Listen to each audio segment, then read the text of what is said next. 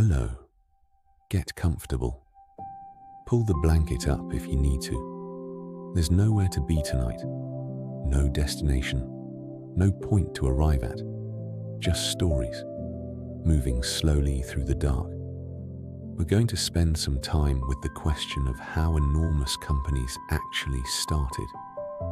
Not the boardroom version, not the business school case study. The real one. The version that includes the wrong turns and the borrowed rooms, and the people who weren't sure they were doing anything significant at all. Most of these companies, in their earliest days, looked like nothing. A cluttered table, a rented garage, someone staying up past midnight because they couldn't let a problem go. The famous name came later. The money came later. First, there was just a small, uncertain beginning that could easily have gone nowhere. That's the part that tends to disappear from the polished version of these stories.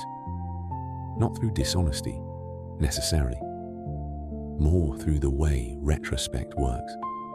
Once a company becomes enormous, the beginning gets reframed as a beginning, as if significance was present from day one and just needed time to manifest. It usually wasn't.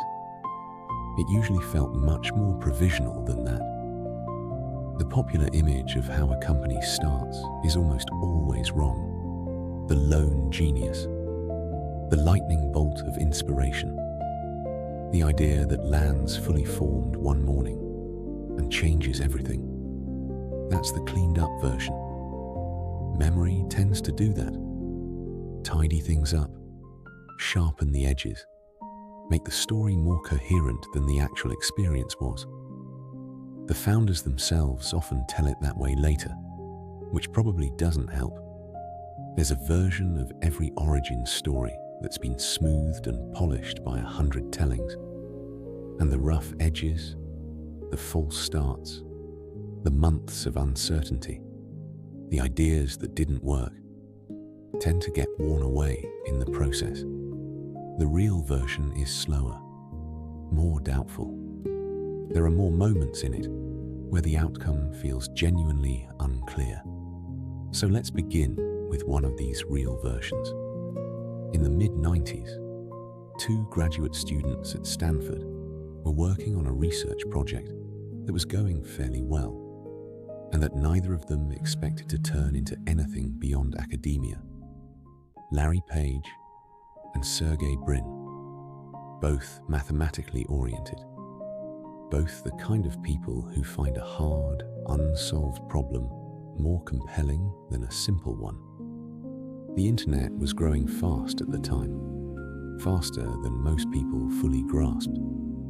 Millions of web pages appearing, all linking to each other, and no reliable way to actually find what you were looking for. The search tools that existed were not very good. They worked by matching the words you typed against the words on a page, which sounds reasonable until you realize any page could use any words it wanted. A page about completely unrelated content could simply stuff itself with popular terms. Larry Page had been thinking about a different approach to this. He'd noticed something about academic research, that when a paper gets cited again and again by other researchers, that means something. Not just that people have heard of it, but that they found it worth pointing to. It had weight. What if links between web pages worked the same way? If a page is linked to by many other pages, and especially by pages that are themselves widely linked, doesn't that suggest it has some genuine value? It sounds obvious now. It wasn't considered obvious then. He called the early system Backrub, which is a name that has not aged well, or something close to that anyway. It referred to the idea of backlinks, the threads pointing back toward a page from across the web. The project ran on Stanford's servers, and as it crawled more and more of the web, it consumed more and more of the university's bandwidth.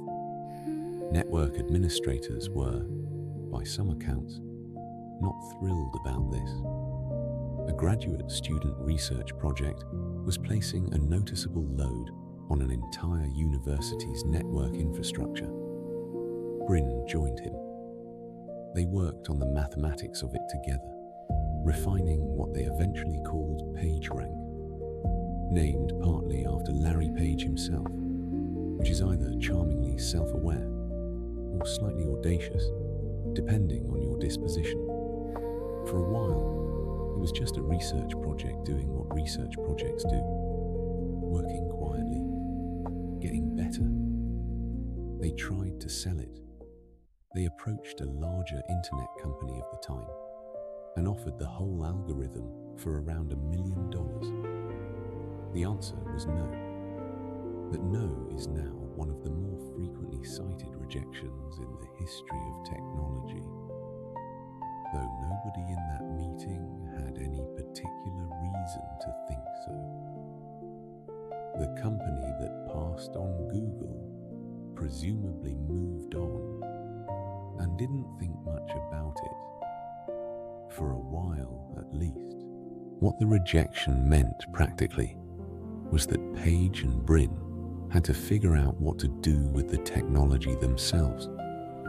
And so in 1998, they incorporated a company in a garage in Menlo Park. The garage belonged to a woman named Susan Wojcicki, who was renting it out to help cover her mortgage.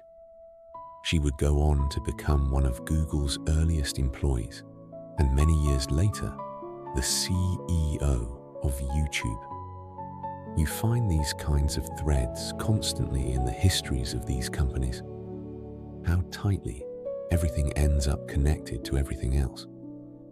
Google grew, not dramatically at first, but steadily. The revenue model didn't arrive with the company.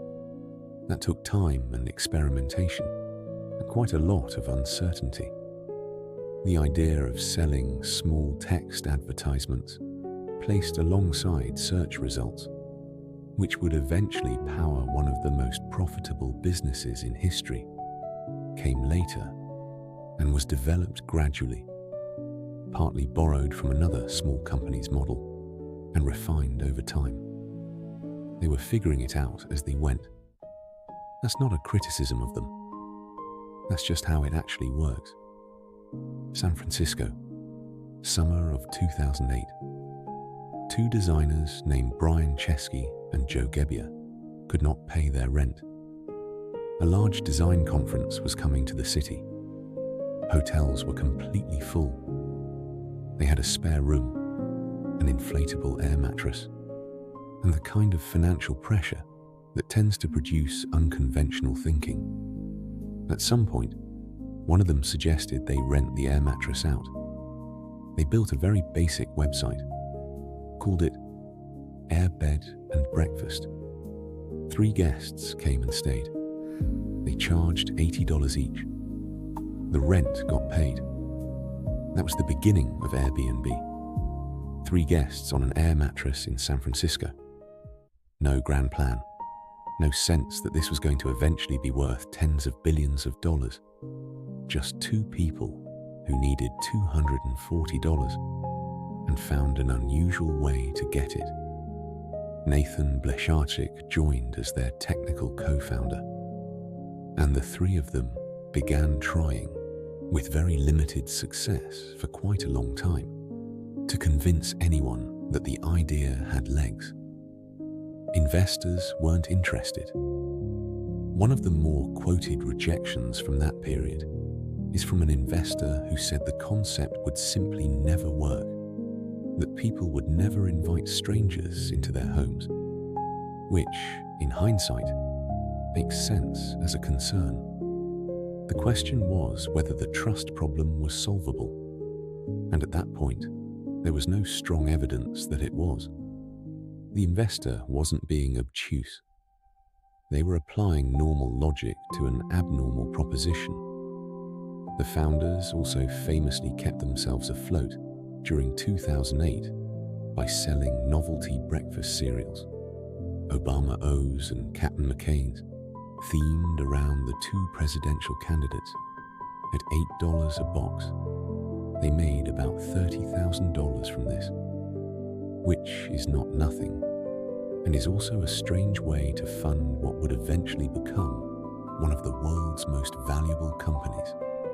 What kept Airbnb alive in those early years wasn't momentum or funding. It was attention, a very particular kind of close, deliberate attention that Chesky applied to the actual people using the platform. He and his co-founders would fly to wherever their hosts were and just spend time with them, sit in their apartments, listen.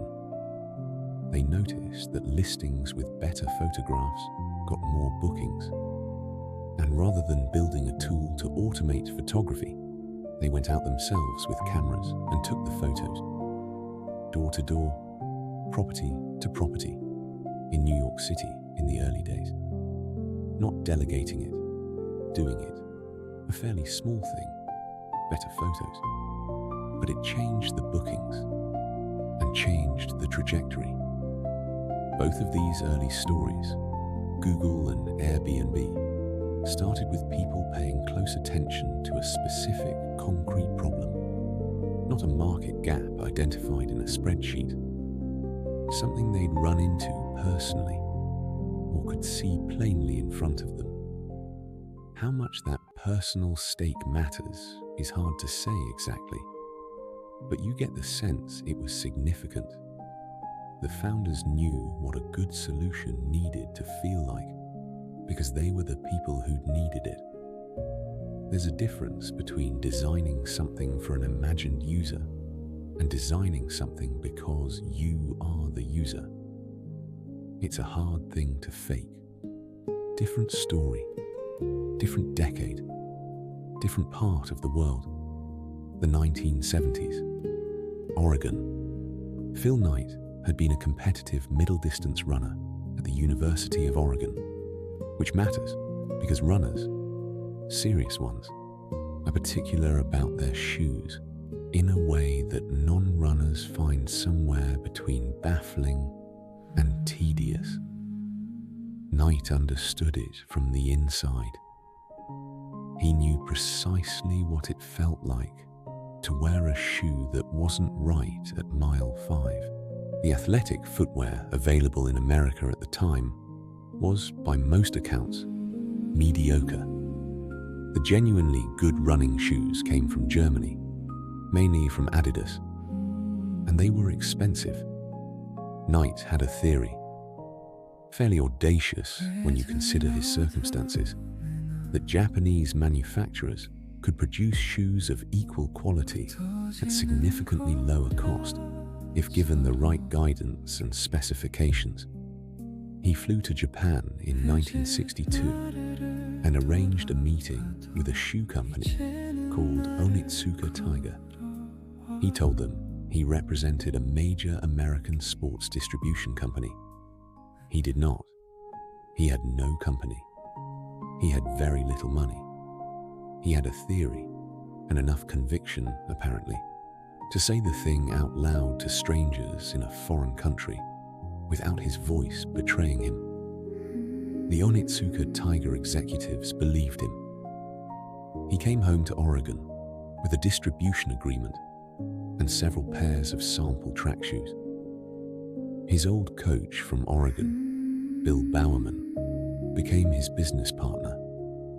They named their small importing operation Blue Ribbon Sports, which sounds more like something you'd win at a county fair than the predecessor to a global athletic brand.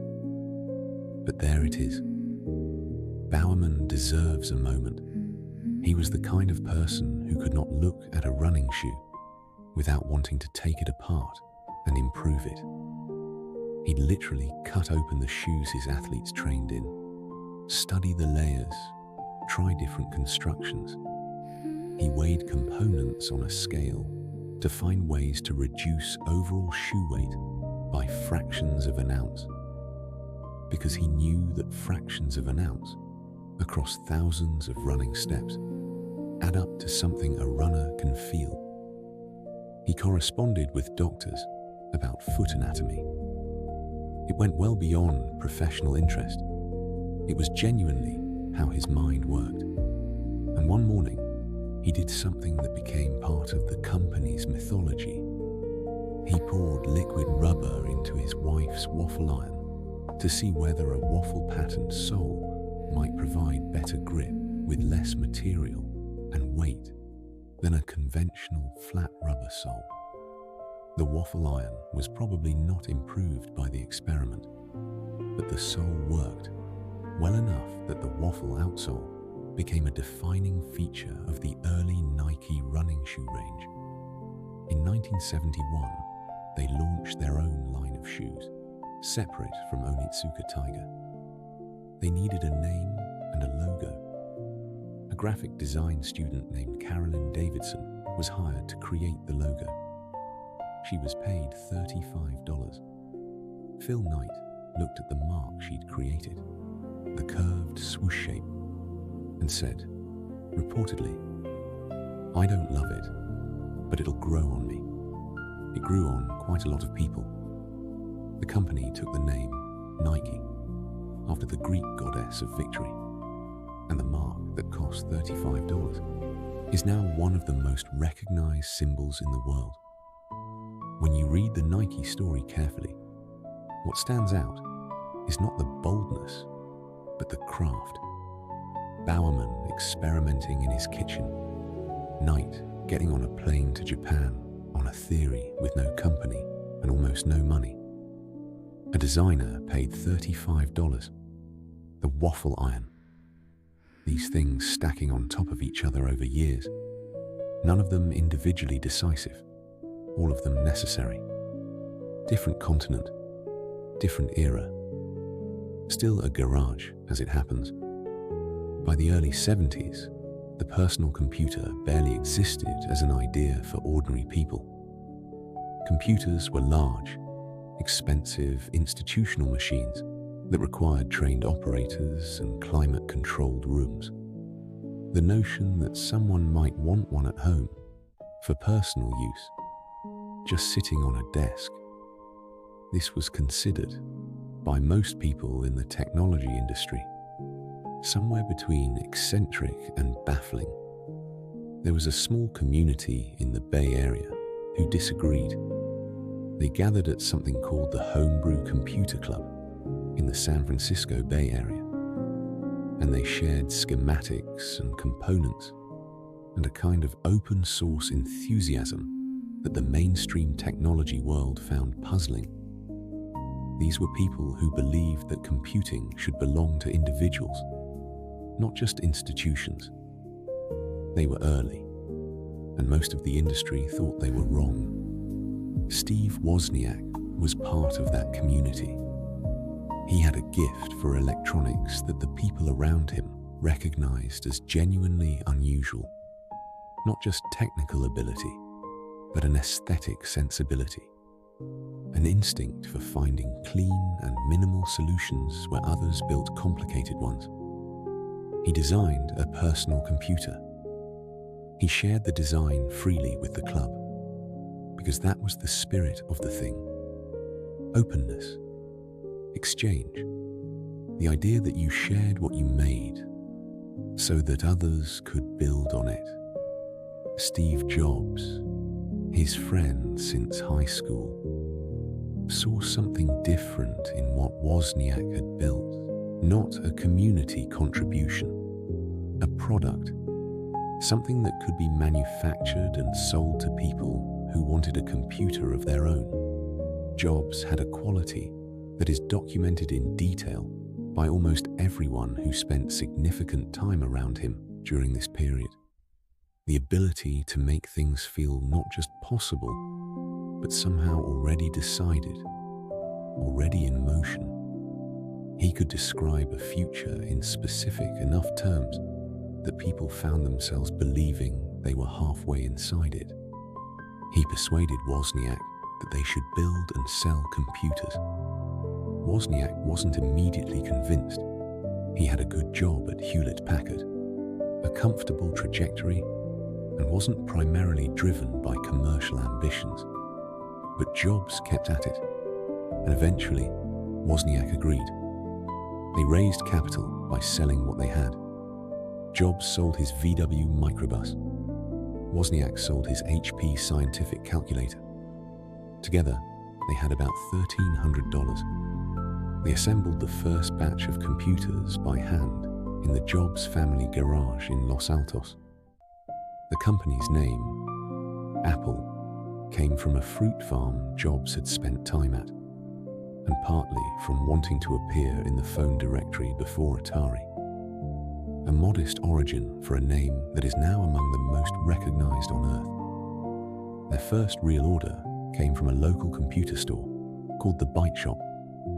The owner, Paul Terrell, wanted 50 units, fully assembled, not kits, not components. The requirement forced them to actually manufacture machines rather than simply provide parts. 50 computers. That's where the manufacturing operation began. Apple grew from there through a series of steps that were not obviously the right ones at the time. Some products succeeded. Some failed badly enough to damage the company.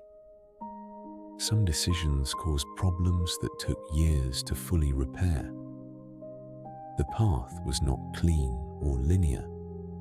The company that would eventually become the first to be valued at over $1 trillion began with two friends, a microbus, a calculator, and a family garage in Los Altos, California.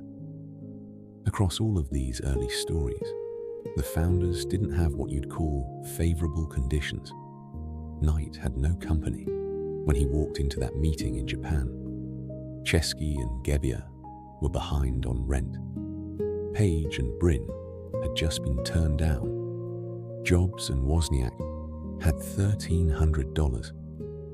What they had was a belief that the thing they were making mattered, and more importantly, a willingness to begin before they had any real evidence to support that belief.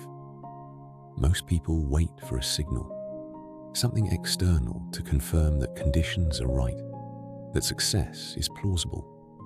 These people, broadly speaking, did not wait. In 1994, Jeff Bezos was working at a hedge fund in New York called D.E. Shaw.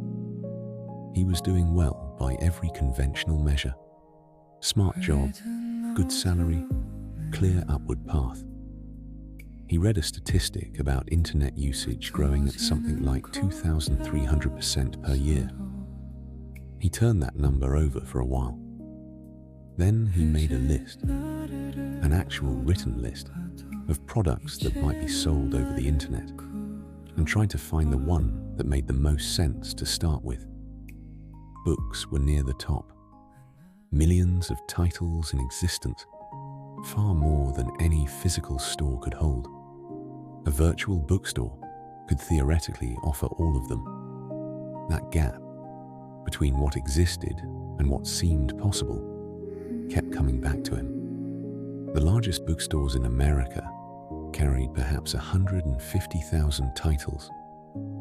The total number of books in print was in the millions. There was nowhere in the physical world you could simply have access to all of it. He went to his boss, explained he was thinking of leaving, and was told it was an interesting idea, but that he should think carefully before walking away from a stable career. His boss gave him a few days to decide. Bezos and his wife, Mackenzie, drove across the country from New York to Seattle. He wrote the early business plan in the passenger seat while she drove. It's a fairly remarkable image, actually. The future shape of one of the world's largest companies being sketched out on a laptop in a moving car, somewhere on the long road west. By the time they arrived in Seattle, the decision was made. He started Amazon in his garage in Bellevue, Washington. The desks were wooden doors bought from a hardware store, mounted on legs. cheaper than actual desks, and functional. Amazon scaled enormously over the following years, but those door desks stayed as part of the company's culture, a symbol of something Bezos talked about consistently. Spend money on what matters, and genuinely nothing else. In the beginning, a bell rang every time an order came in, and everyone in the small office would stop and gather round the computer to see what had been ordered. People would cheer. Within weeks, the bell had to be turned off because it was ringing constantly, and people couldn't get anything done. For the first several years, Amazon lost money, substantial amounts of money. Wall Street analysts were openly skeptical, and some openly hostile. Bezos was, in public, entirely calm about this, though whether that equanimity was equally present in private is harder to say. He had a phrase he came back to consistently, thinking in decades rather than quarters. The investors who could hold that frame stayed with him. The ones who couldn't had a difficult time. Amazon began as a bookstore and was nothing else for a meaningful period of time. The expansion into other product categories, then into web services and cloud computing, then into the vast infrastructure business it is today, that happened incrementally, step by step, not according to any single plan that was drawn up at the founding. Sam Walton didn't set out to build the world's largest retailer. He said so himself, fairly plainly. He wanted to run a better discount store. His story begins in Rogers, Arkansas, in 1962. He'd been running retail stores for years by then, and had developed a conviction about something that seems obvious now, but wasn't widely acted on. Lower prices drive higher volume. Higher volume creates purchasing power. Purchasing power brings down costs. Lower costs make lower prices possible. The loop feeds itself. He opened the first Walmart in Rogers. It was not a glamorous store. Functional. Deliberately unglamorous, actually. Walton believed the money saved on decor and overhead belonged to the customer in the form of lower prices. He obsessed over costs with an intensity that some people who worked for him found exhausting and others found inspiring. Sometimes both at once. He flew his own small plane to visit stores and drove an old pickup truck. He called his staff associates rather than employees, which people sometimes read as a corporate affectation. But people who knew him suggest it was more sincere than that. He genuinely wanted their input and would turn up unannounced to talk to people working the floor. Walmart spread across Arkansas, then to neighboring states, then across the country. By the time Walton died in 1992, it was already one of the largest companies on earth. The Walton story resists the usual romantic framing because there's no inspiring product, no elegant invention. He was selling soap and clothes and food, things people already bought from every other store. The difference was price and reliability, and the relentless application of that feedback loop. Mundane in description, extraordinary in execution. Something was beginning in a small apartment in Hangzhou, China, in 1999 that would become one of the defining business stories of the century. Jack Ma gathered 17 friends and colleagues at his home. Some of them had worked with him before. Some were just people who knew him, who trusted him, or who had been listening to him talk about his ideas for months. He is worth describing briefly because he doesn't fit the founder template at all, even loosely. He had applied to Harvard University 10 times, and been rejected each time. He had applied to dozens of jobs and been turned down for most of them. He once applied to manage a newly opened Kentucky Fried Chicken in his city. 24 people applied.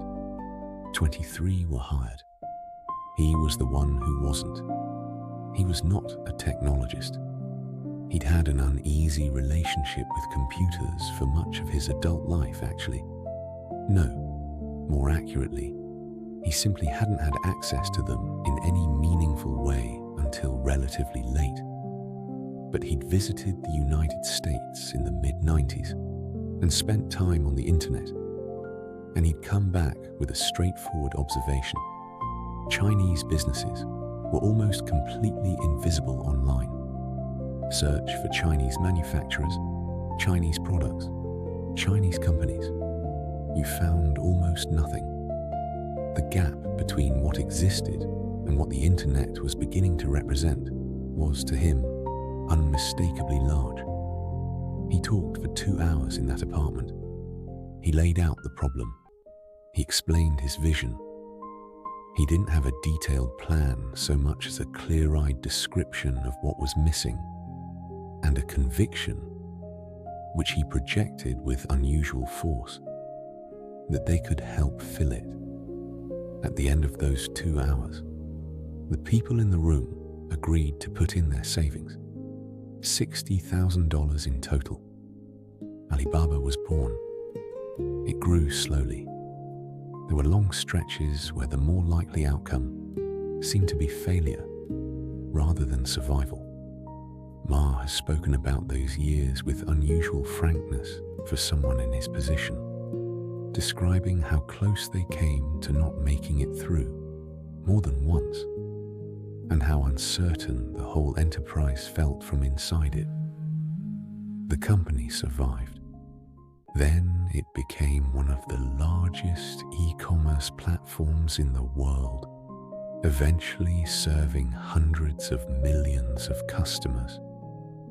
The 17 people in that apartment became the origin story of something global. What Ma had, in place of technical knowledge or institutional credentials, was the ability to make people believe in a possibility they couldn't fully see yet. You get the sense, reading accounts of him from that period, that this wasn't salesmanship exactly. It was more like genuine conviction that happened to be communicable. People sat in that apartment and left feeling that the thing he described was real. Pierre Omidyar built a website over a long weekend in 1995. He was a software engineer, and he built it as a kind of experiment, testing a specific question. Could an online marketplace function if it was built on trust between people who'd never met? His working assumption was that most people are fundamentally decent, that given the right environment, people who needed things and people who had things to sell would behave honestly with each other. The first item sold on the site was a broken laser pointer, $14.83. Omidyar was puzzled enough to contact the buyer and confirm they understood it was broken. The buyer replied that they collected broken laser pointers, which is, among other things, a genuinely lovely proof of concept. The internet was large enough that even a broken laser pointer could find its collector.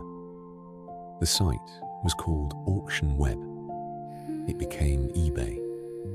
By the early 2000s, it was one of the world's most important commercial platforms.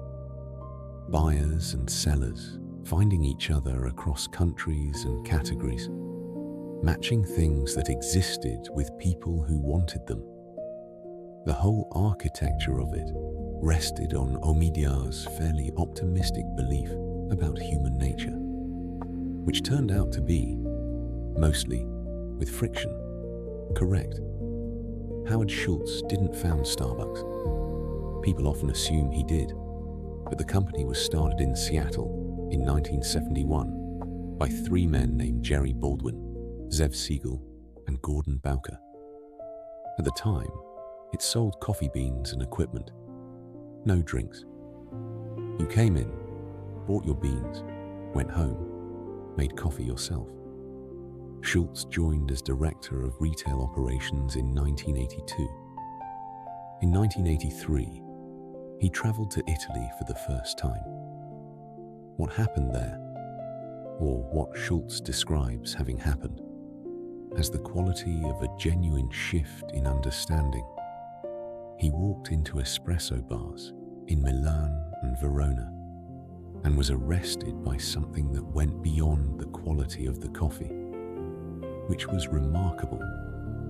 It was the texture of the place.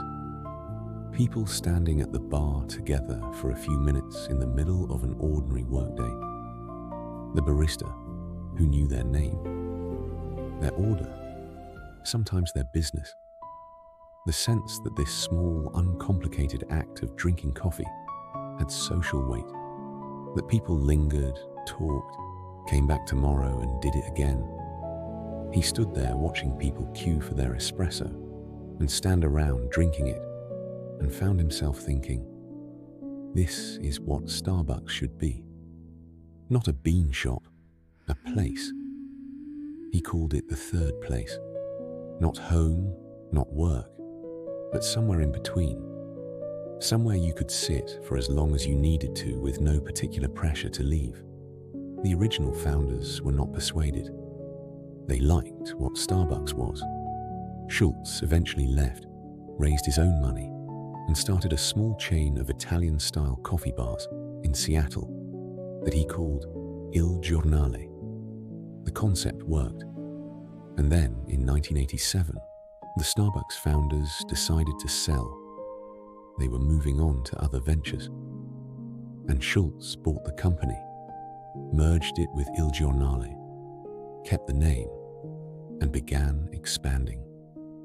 Today, there are over 35,000 locations in more than 80 countries. The idea behind all of them, the third place, the sense that the chair is yours for the duration, came from standing in a coffee bar in Milan in 1983, watching how people behaved when given a good reason to linger. In 1955, a 52-year-old milkshake machine salesman named Ray Kroc drove to San Bernardino, California, because a single hamburger restaurant had ordered 8 of his machines. He was curious about why a small operation needed that many. When he arrived, he understood.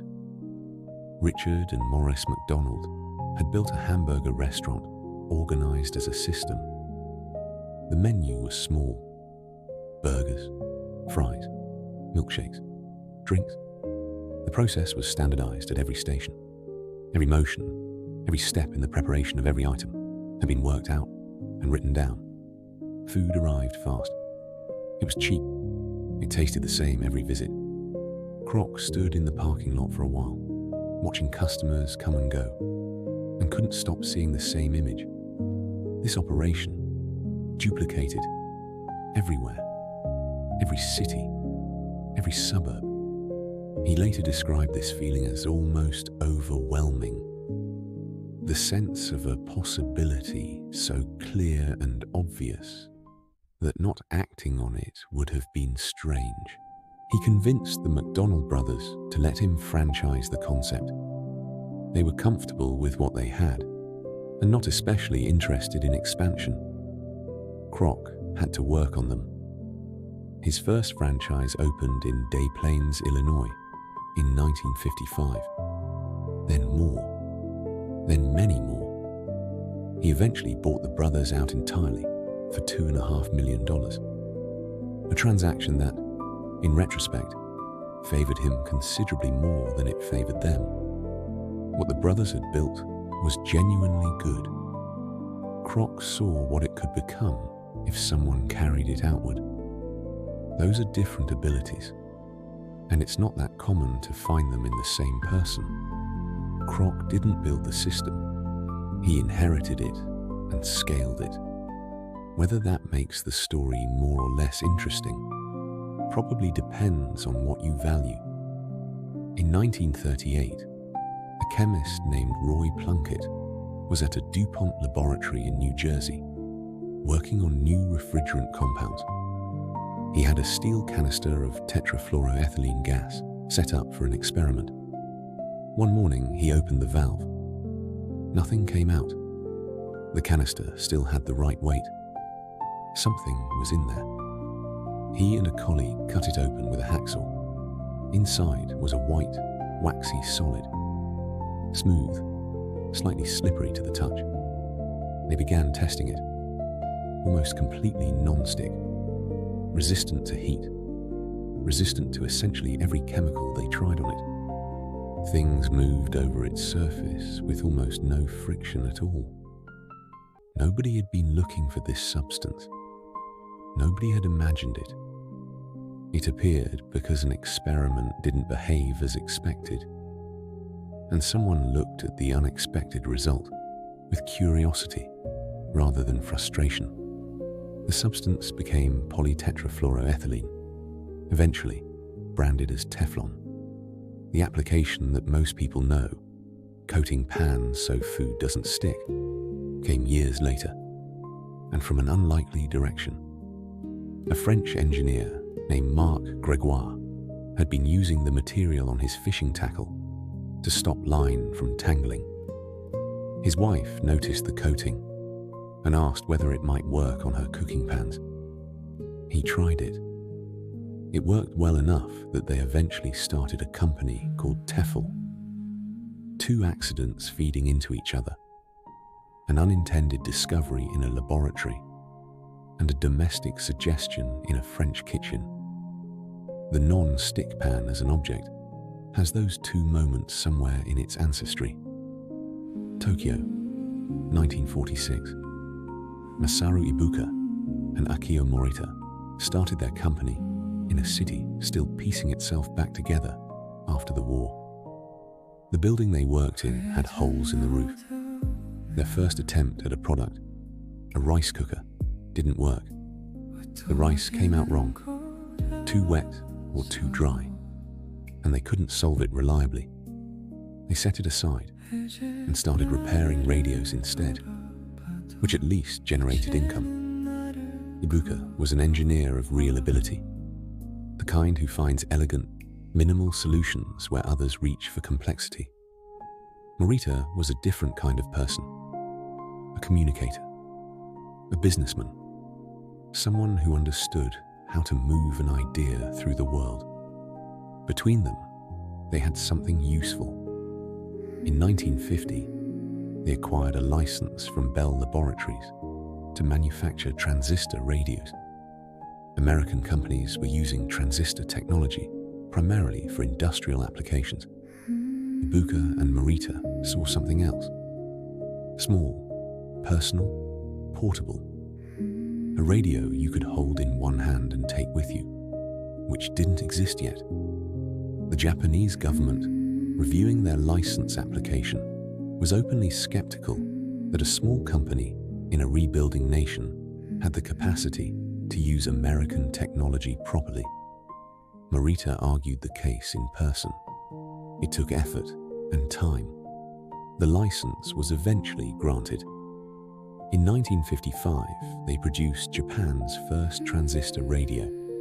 In 1957, they made one small enough to fit in a shirt pocket, though, famously, they had to design a slightly larger shirt pocket to make this technically accurate, which is either clever or mildly absurd depending on your mood.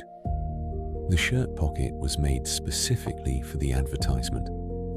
In 1958, they renamed the company, combining sonus, the Latin word for sound, with sunny, a word in Japanese use at the time, meaning something like a bright or clever young man. Sony. From a roofless building in a city still in the process of recovery, to one of the most recognized electronics brands in the world. The transistor radio, the Walkman, released in 1979, which permanently changed how people moved through the world with music. People walked and commuted and sat in parks with their own private soundtrack for the first time in a widespread way. Then the Discman, then PlayStation. Decades of products that defined how large numbers of people experienced entertainment and technology. The distance between that building in 1946 and what the company eventually became is genuinely difficult to hold in one thought. Harvard, 2004. Mark Zuckerberg was a sophomore studying computer science, and he built a website that was, at first, only for students at his university. You could create a profile, see the profiles of other students, browse through them, connect with people you recognized or wanted to know, photographs, basic information. It spread through the dormitories almost immediately. Students were signing up in hundreds within days, then thousands. The early history of Facebook is complicated. There were disputes about the idea's origin, a lawsuit, a settlement.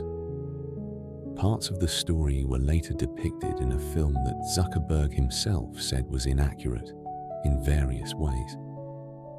It would be dishonest to skip over all of that, but it's also a separate story from the one that explains why the product spread. It spread because it addressed something that people had always wanted: to know who was around them, to see and be seen by people in their orbit, to stay attached to the people they cared about across the natural drift of time and geography. These are not recent desires. They're as old as human society. What Zuckerberg built was a mechanism for something that had always existed: the maintenance of social connection. The mechanism worked at Harvard, and then it worked everywhere else. Because the underlying human need doesn't stop at a university's gates.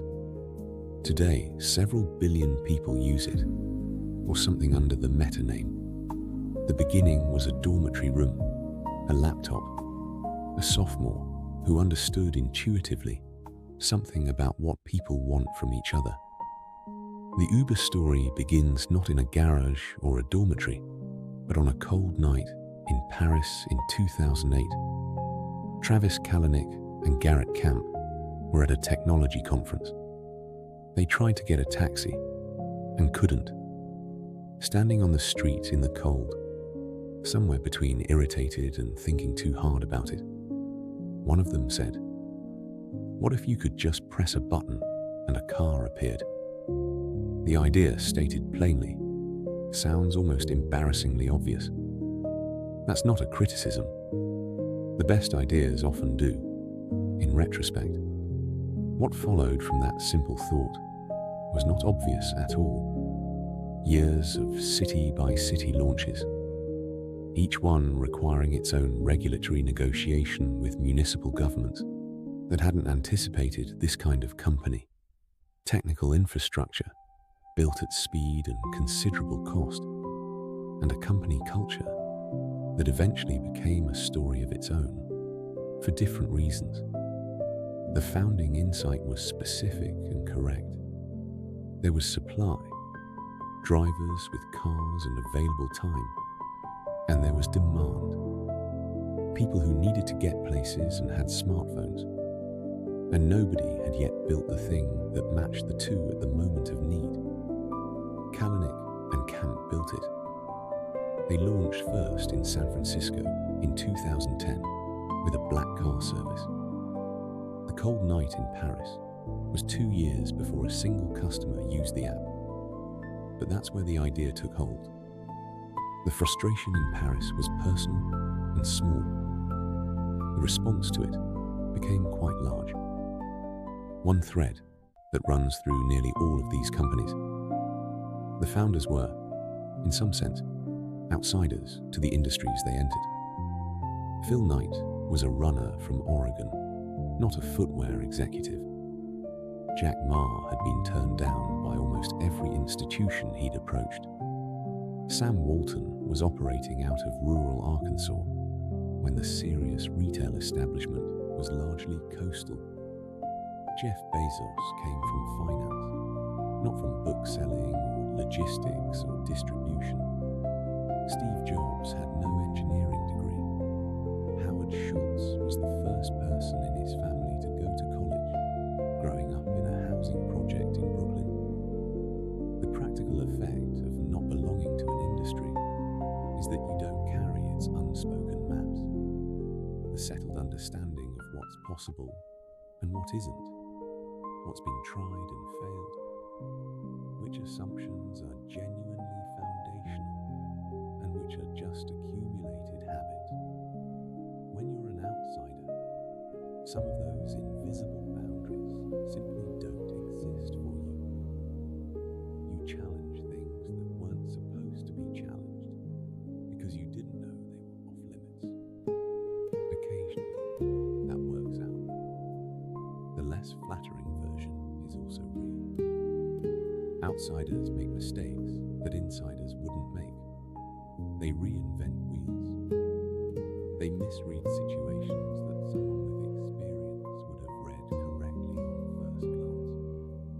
These companies succeeded not because being an outsider was advantageous in every dimension, but because in the specific dimensions that mattered most, seeing what was broken, imagining what could replace it, the outsider view was the one you needed.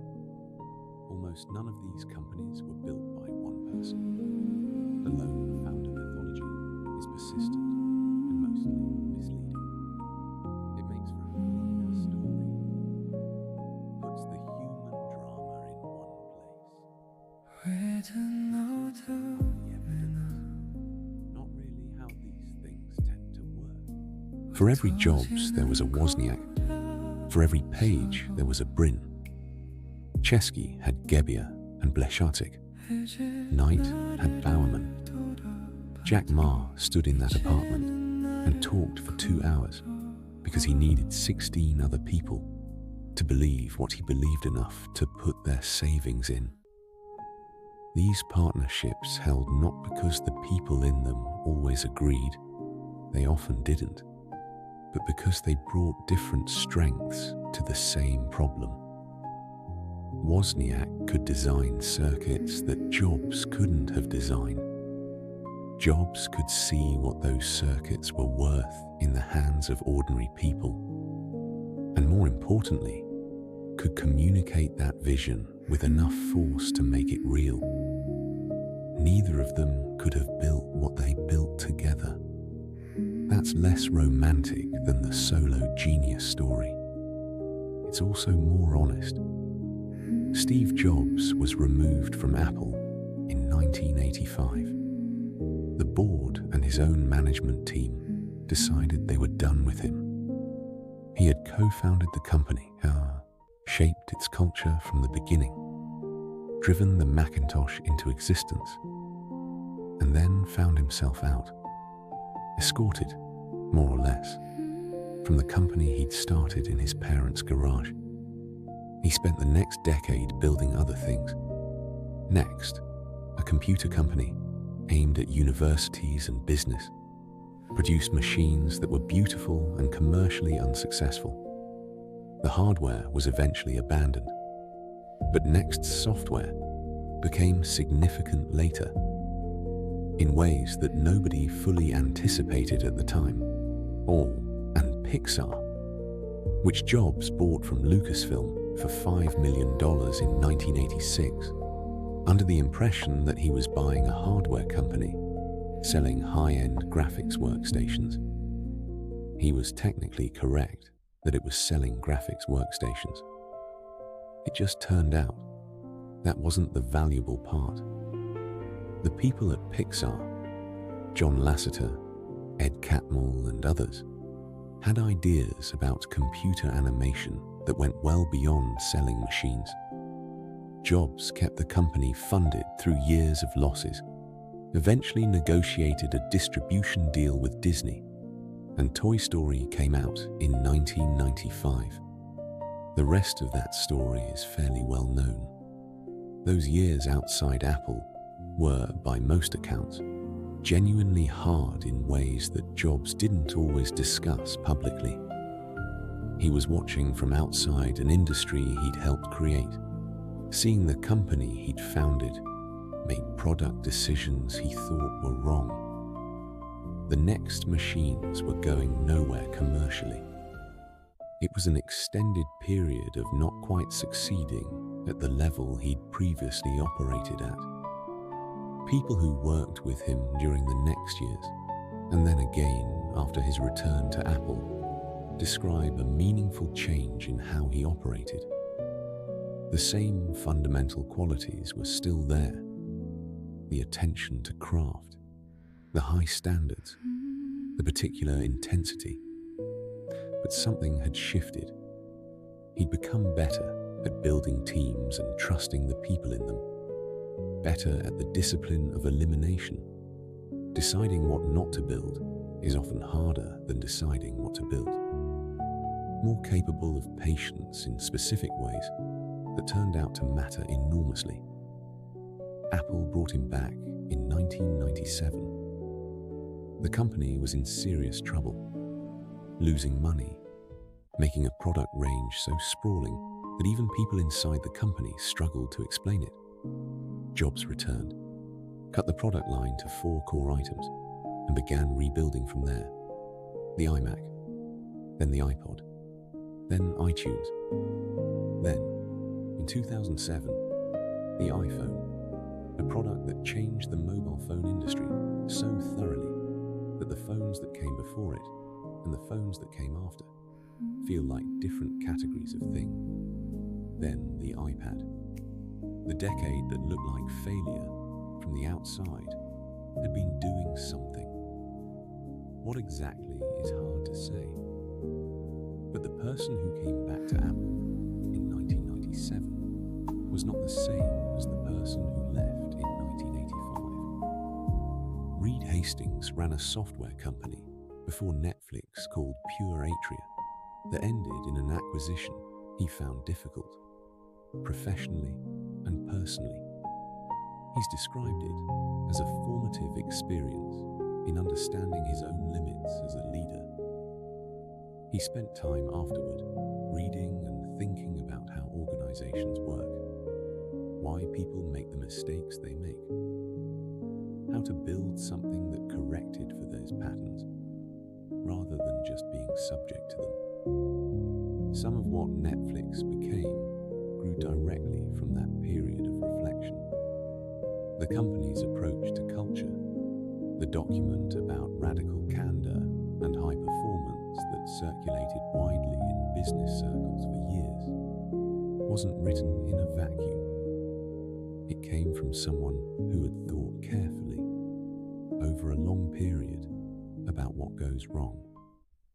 Almost every one of these companies arrived at the right historical moment. That sounds like a vague observation, but it's actually quite precise. For every Jobs, there was a Wozniak. For every Page, there was a Brin. Chesky had Gebbia and Bleschatik. Knight had Bowerman. Jack Ma stood in that apartment and talked for 2 hours because he needed 16 other people to believe what he believed enough to put their savings in. These partnerships held not because the people in them always agreed, they often didn't, but because they brought different strengths to the same problem. Wozniak could design circuits that Jobs couldn't have designed. Jobs could see what those circuits were worth in the hands of ordinary people, and more importantly, could communicate that vision with enough force to make it real. Neither of them could have built what they built together. That's less romantic than the solo genius story. It's also more honest. Steve Jobs was removed from Apple in 1985. The board and his own management team decided they were done with him. He had co-founded the company, shaped its culture from the beginning, driven the Macintosh into existence, and then found himself out, escorted, more or less, from the company he'd started in his parents' garage. He spent the next decade building other things. Next, a computer company aimed at universities and business, produced machines that were beautiful and commercially unsuccessful. The hardware was eventually abandoned, but Next's software became significant later, in ways that nobody fully anticipated at the time. And Pixar, which Jobs bought from Lucasfilm for $5 million in 1986, under the impression that he was buying a hardware company selling high-end graphics workstations. He was technically correct that it was selling graphics workstations. It just turned out that wasn't the valuable part. The people at Pixar, John Lasseter, Ed Catmull, and others, had ideas about computer animation that went well beyond selling machines. Jobs kept the company funded through years of losses, eventually negotiated a distribution deal with Disney, and Toy Story came out in 1995. The rest of that story is fairly well known. Those years outside Apple were, by most accounts, genuinely hard in ways that Jobs didn't always discuss publicly. He was watching from outside an industry he'd helped create, seeing the company he'd founded make product decisions he thought were wrong. The Next machines were going nowhere commercially. It was an extended period of not quite succeeding at the level he'd previously operated at. People who worked with him during the next years, and then again after his return to Apple, describe a meaningful change in how he operated. The same fundamental qualities were still there. The attention to craft, the high standards, the particular intensity. But something had shifted. He'd become better at building teams and trusting the people in them. Better at the discipline of elimination. Deciding what not to build is often harder than deciding what to build. More capable of patience in specific ways that turned out to matter enormously. Apple brought him back in 1997. The company was in serious trouble, losing money, making a product range so sprawling that even people inside the company struggled to explain it. Jobs returned, cut the product line to 4 core items, and began rebuilding from there. The iMac, then the iPod, then iTunes. Then, in 2007, the iPhone, a product that changed the mobile phone industry so thoroughly that the phones that came before it and the phones that came after feel like different categories of thing. Then the iPad, the decade that looked like failure from the outside, had been doing something. What exactly is hard to say. But the person who came back to Apple in 1997 was not the same as the person who left in 1985. Reed Hastings ran a software company before Netflix called Pure Atria that ended in an acquisition he found difficult, professionally and personally. He's described it as a formative experience in understanding his own limits as a leader. He spent time afterward reading and thinking about how organizations work, why people make the mistakes they make, how to build something that corrected for those patterns, rather than just being subject to them. Some of what Netflix became grew directly from that period of reflection. The company's approach to culture, the document about radical candor and high performance that circulated widely in business circles for years, wasn't written in a vacuum. It came from someone who had thought carefully, over a long period about what goes wrong. Almost every one of these companies arrived at the right historical moment. That sounds like a vague observation, but it's actually quite precise. His name was Warren Buffett. He sought Graham out, took his class at Columbia, graduated with the highest grade Graham had ever given, and spent years trying to get a job at Graham's investment firm. Graham initially turned him down. Buffett eventually got in, worked there for a few years, then returned to Omaha in 1956 to run his own investment partnerships out of his house. In 1965, he acquired a controlling stake in a struggling textile mill in New Bedford, Massachusetts called Berkshire Hathaway. He later described this as one of the worst investments he ever made. Not because it lost money immediately, but because the textile business was structurally declining, and he spent years directing capital towards it that would have compounded much better elsewhere.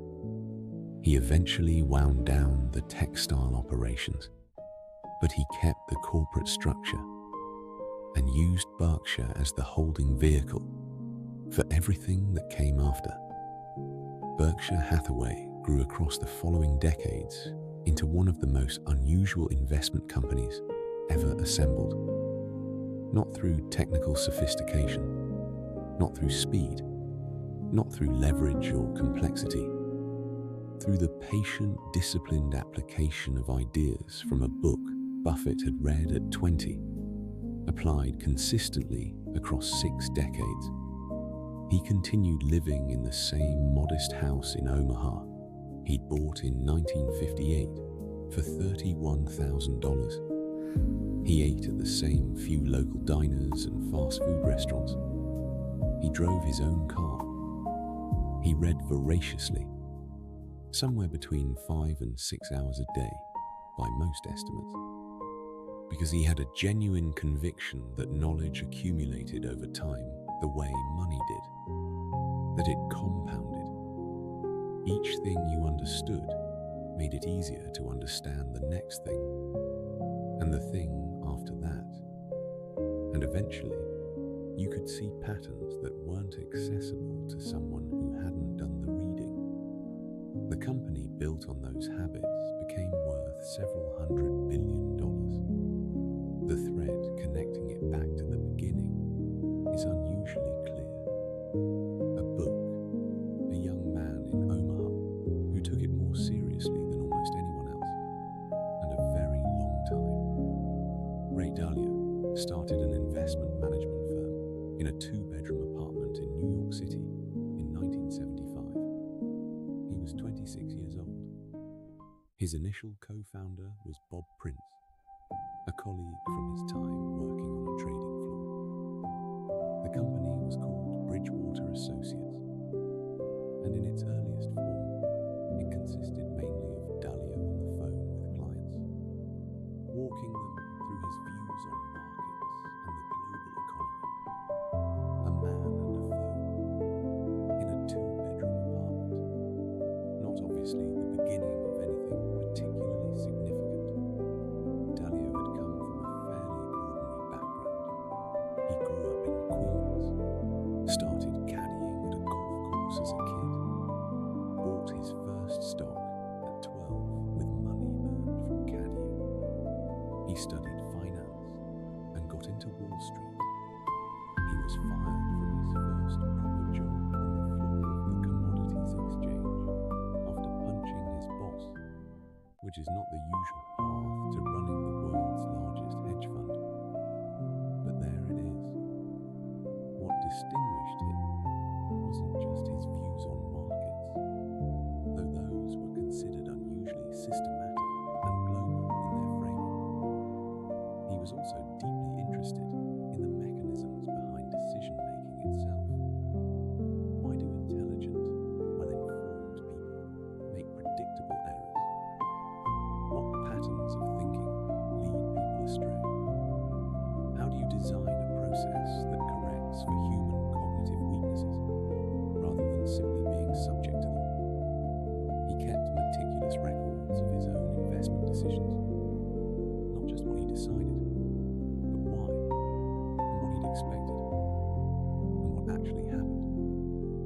reviewed them afterward. He tried to understand specifically where his thinking had been wrong and why. Then he tried to adjust. He called this process recording principles, the explicit rules that emerged from studying his own mistakes and the mistakes of the markets. Over time, he shared these principles with the people who worked for him. He expected them to do the same, to think explicitly, to argue openly, to update their views when the evidence required it. This created, at Bridgewater, a culture that was unusual enough to be frequently described from outside as either brilliant or extremely uncomfortable, depending on who you asked. He eventually published the principles. They circulated widely. Some people found them remarkable. Others found them overwrought. Probably both reactions were slightly correct. Bridgewater grew over decades into the largest hedge fund in the world, managing around $150 billion at its peak. The foundation of it was a 2-bedroom apartment and a man who was, in some fairly fundamental way, genuinely more interested in how thinking. Ralph Lifshitz grew up in the Bronx, the son of immigrant parents from Belarus, without much money. He was interested in clothing from childhood in a way that had nothing to do with necessity and everything to do with expression. What clothes communicated, what version of a life they suggested. He saved his money as a teenager to buy clothes that were beyond what the family's circumstances would normally allow. He had opinions about what things should look like at an age when most people were not particularly focused on that question. He changed his name to Ralph Lauren in the mid-60s, partly for professional reasons, and partly, you get the sense, because it suited the image he was in the process of building, even before the image had fully taken shape. He started with ties. Wide ties, when narrow was the fashion. He designed them himself and had them made. And then he went to Bloomingdale's and convinced them to give him a small area to sell from. This was not straightforward. The buyer initially said the ties were too wide, which was arguably the point. They sold. He built outward. The brand he built over the following decades, Polo Ralph Lauren, was doing something specific that's worth noting because it's less common than it seems. It was selling a feeling rather than a product. Or more precisely, the products were the delivery mechanism for the feeling. The feeling was a certain kind of American life, open space, natural materials, things broken in over time rather than just bought. A house in the country, with a garden, a horse, a sense of ease that wasn't anxious about itself, aspirational without being cold, familiar without being ordinary. Sustaining something like that across 50+ years and across every product category, from shirts to home furnishings to fragrances to paint colors, is genuinely hard. Every decision has to hold the same note. The stores, the catalogs, the photographs, the fabrics, the way the clothes are folded. Lauren was remarkably consistent about this across a very long period. The brand remained recognizably itself while everything around it changed. The beginning was a young man from the Bronx. No design training, working from a clear sense of what he wanted things to feel like, and enough conviction in that feeling to build from it outward toward everything else. Culture is worth spending time on before we slow down, because it may be the most lasting thing any of these companies built. More lasting than the original product, more lasting than the founding team itself. At Apple, The obsession with craft became structural. Jobs modeled it in a specific way. The story about the Macintosh circuit boards has been told many times, but holds up as a description of something real. He wanted them to be beautiful, even though no customer would ever open the machine and see them. His engineers pointed out the obvious fact that no one would look at them. Jobs said it didn't matter. He would know, and the people who built the machine would know. A carpenter, he said on more than one occasion, doesn't use inferior wood for the back of a cabinet just because nobody will see it. This kind of standard, applied all the way through to the parts nobody sees, became embedded in the company's way of operating. It outlasted the specific products. It outlasted Jobs himself. Amazon built its culture around a different set of ideas. Frugality, embodied literally in the door desks. A constant, slightly absurd reminder that you don't spend money on things that don't matter to customers. Long-term thinking, not as a slogan, but as an actual operating principle. Decisions that created short-term losses, but long-term strength were actively preferred, and a customer focus that was close to absolute. Bezos famously left an empty chair at meetings to represent the customer, who was to be treated as the most important person in the room, even when not physically present. Bezos talked about the regret minimization framework regularly. When facing a large decision, imagine yourself at 80 years old looking back. Would you regret not having tried this? If yes, try. The framework is simple, almost uncomfortably so, but it created a real and consistent bias toward action inside the company, and it explained why Amazon was willing to enter new businesses and accept years of losses in ways that a more conventional company would have found alarming. Yvon Chouinard started Patagonia by forging his own climbing pitons in a small smithy in Ventura, California, in the early 60s, and selling them out of the back of his car at climbing areas in Yosemite. He'd sleep under boulder overhangs between climbing sessions and eat cat food when he was short of money. The company grew into climbing hardware, then into outdoor clothing, then into a globally recognized brand. As it grew, Chouinard built a culture around values that were genuinely in tension with conventional growth logic. Environmental responsibility as a real obligation rather than a marketing program. Products designed to last for years or decades rather than to be replaced by next season's version.